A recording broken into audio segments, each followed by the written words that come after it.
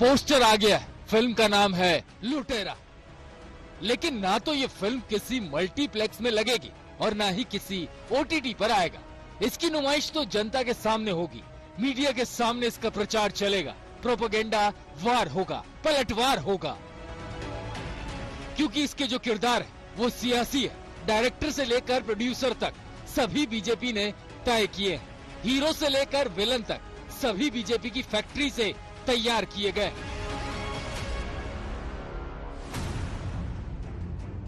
दरअसल मौसम चुनावी है।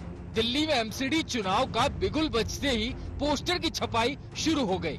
बीजेपी ने उन्हीं किरदारों को चुना है जिनको लेकर वो पिछले कई दिनों से आक्रामक थी।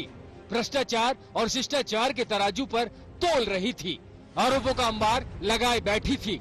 यही वजह है कि बीजेपी खुद ही सभी किरदारों का तारुफ अपने ही अंदाज में एक एक करके करा रही है। लीडिंग रोल में हवाला घोटालेबाज के लुटेरा नंबर 1 और सपोर्टिंग रोल में कैलाश गहलोत भी है।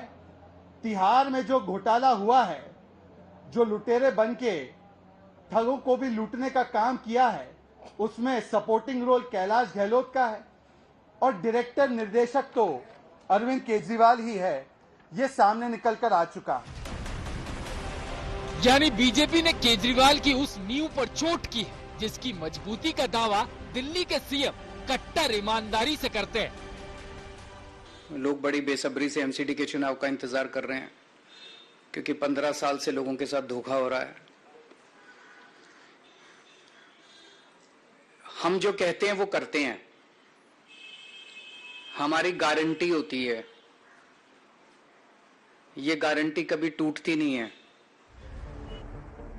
दिल्ली की सत्ता में आए केजरीवाल को करीब 8 साल हो गए, लेकिन एमसीडी की सत्ता का स्वाद अब तक नहीं मिल पाया। दिल्ली में एमसीडी में 250 सीटों पर चुनाव हो रहे हैं। 4 दिसंबर को निगम की 250 सीटों के लिए चुनाव होना है। दिल्ली एमसीडी चुनाव में भ्रष्टाचार एक बड़ा मुद्दा बन गया है, तो वहीं केजरीवाल बीजेपी पर गाली पॉलिटिक्स करने का आरोप मढ़ रहे हैं।